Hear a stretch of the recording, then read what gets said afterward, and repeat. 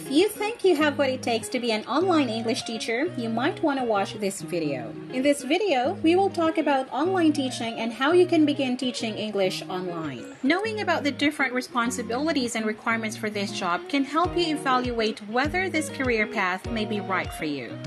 In the past decade, the ESL or English as a Second Language industry has seen a dramatic increase in the number of people learning English as a foreign language. Well, this shouldn't come as a surprise considering English is spoken in many countries in the world. English is considered the dominant business language, the main language for movie making, and most of the content produced on the internet is in English. In short, English plays a big role in the world that it's inevitable for people to ignore it completely. The dominance of English as the global language has created a multitude of ESL job opportunities worldwide. However, even though there is an increased demand for English teachers, qualifications and professional credentials have risen too. It's no longer enough to just be able to speak English to be a truly effective ESL teacher. I hope this video can guide you take that first step of your journey to becoming an ESL teacher. Let's get started, shall we? First things first, before you start looking for an ESL job, make sure you have the following essential technical requirements. A stable internet connection. It's a must to have a stable internet connection. It's also ideal to have a backup internet source. You won't be able to keep your students for long if you always have internet connection issues. You need to have a fast and reliable computer. It can be a desktop or a laptop. It would be best to do all your classes on a desktop computer as it gives you maximum potential to multitask and access resources online during lessons. As much as possible, use a noise-canceling headset so you could greatly avoid background noise and distractions. This improves the communication between you and your student. HD camera. Invest in a good camera so you can provide your students with an excellent online learning experience. You need to work in a place that is quiet, well-lit, and free from distractions. Now that you have all the essential technical requirements ready, let's discuss what to do when looking for a job.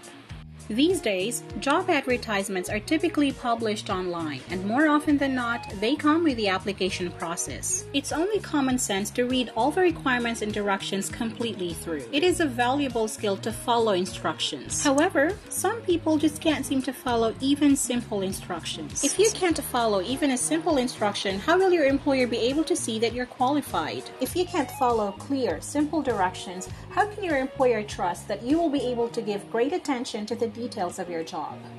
What do you know about our company? This is a very common question that you hear during an interview. In a competitive job market, employers can afford to be choosy. They look for individuals who apply to a job for a reason and are passionate about the company. Visit the company website. The About Us section is a good introduction to the company's history and work.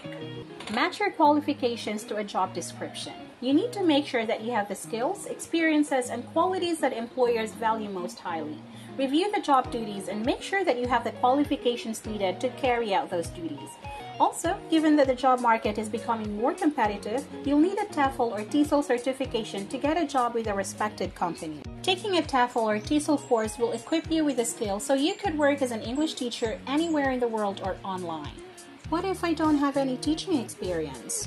Applying for a job when you don't have the experience is intimidating. The minimum requirement to be an ESL teacher is a bachelor's degree, but yes, you can still teach English online even without a degree. Most of the major online teaching companies require a degree, but there are some that don't, as long as you meet the necessary requirements and pass the training.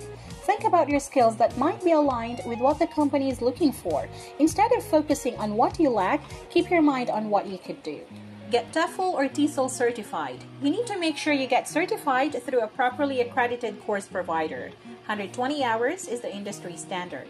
So, where can you teach English online even if you don't have any teaching experience? Try the following companies. Please take note that each description is just a brief overview of the company. Palfish, Latin Hire, Akadsoc, italki, Amazing Talker, OK Panda, ClassGap, All Right, Classing Else, Weblio. Online teaching companies do change and update their hiring criteria from time to time, so make sure to do your own research too. Do you know other online teaching companies that don't require any teaching experience? Please share your thoughts in the comments below. Your interview is your chance to sell yourself to the hiring manager by showing how strong a match you are for the job. Landing the job depends largely on how you behave at the interview, what you do, what you say, and how you say it. In one study, hiring managers decide whether to hire a candidate during the first 5 minutes of a job interview. Give it your best shot. Practice. Review the interview questions that employers most frequently ask and think about how you'll answer them. If you have a good answer prepared and practiced, you will sound more confident. Check the tone of your voice. Avoid being monotonous. If your voice is flat and boring, it's impossible for your listener to maintain any interest in what you're saying. Prepare yourself. Most interviewers are susceptible to first impressions. Because you want to make sure your first impression is a good one, you might want to make sure that you look well-groomed, clean, and tidy. You'll have to appear professional, confident, and capable. Keep a positive and friendly attitude. Show your enthusiasm. Let the interviewer know that you're excited about the opportunity. Don't be afraid to sell yourself. If you believe that you're the best person for the job, tell the interviewer what you have to offer.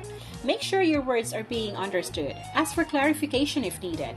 To ask for clarification politely, it's essential to use open-ended questions stated in a neutral tone of voice. Nail that demo lesson. Demo lessons are a very common part of the application and interview process for online teaching jobs. For new teachers, this can be a little nerve-wracking, but if you've completed your TEFL or TESOL course, I don't think this is something you should worry about. It's just a case of demonstrating that to the interviewers. Ask the interviewer thoughtful questions. Asking questions shows you're interested in the job. You can ask questions about the following.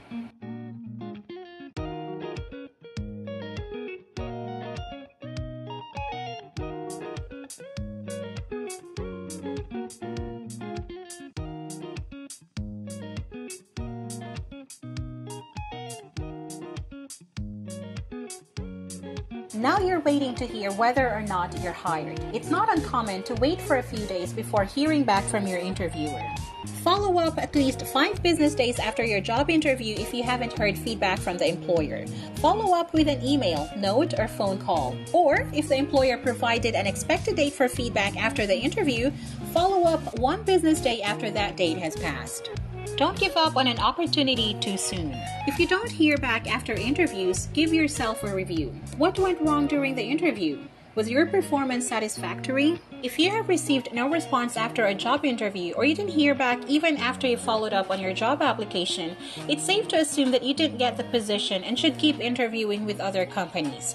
While it's painful to sit and wonder why you never heard back, just remember, the job that's truly meant for you could be just around the corner. Since you will be teaching virtually, it is necessary that you know what your responsibilities are. First, you need to manage your expectations. It's important to understand that when you start teaching English online, you won't immediately have a full schedule. When you're starting out as a teacher who has no previous experience, you want to focus on building your teaching experience. Like any new career, you start from the bottom and work your way up. ESL teachers work with non-native speakers to help achieve fluency in English. Your goal is to help them learn to speak, read, understand, and write in English. Therefore, you need to have a decent knowledge of the following English language skills: vocabulary, grammar, pronunciation, reading, writing, and speaking. It's a cardinal rule to know your students. Without spending time getting to know your students, you will not be able to establish rapport with them. Students also tend to find it difficult disclosing information if the foundation of trust is not first created. The following are the do's and don'ts of online ESL teaching. Be present and punctual at all times. Try not to be absent as much as possible because students might lose interest and find another teacher if you have an attendance problem. When you start a lesson, make sure your students understand clearly what they will learn on that day. You should have clear objectives, as such a plan will help students concentrate and know what they're supposed to do during that class.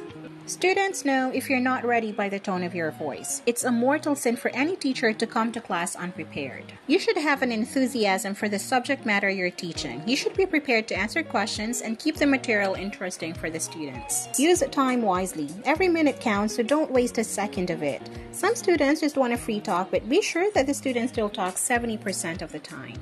Always put yourself in your learner's shoes. Teach in a variety of ways. Each student has their own learning style. They learn at their own pace and in their own ways.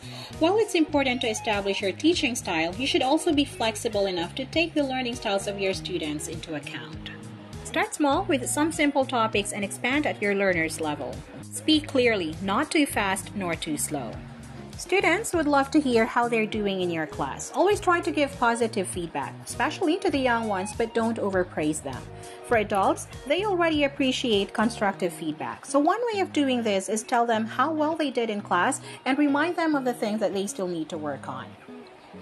If the student doesn't understand you, don't make your grammar wrong just to be understood. Try to show pictures on the website or Google Translate if they really can't understand.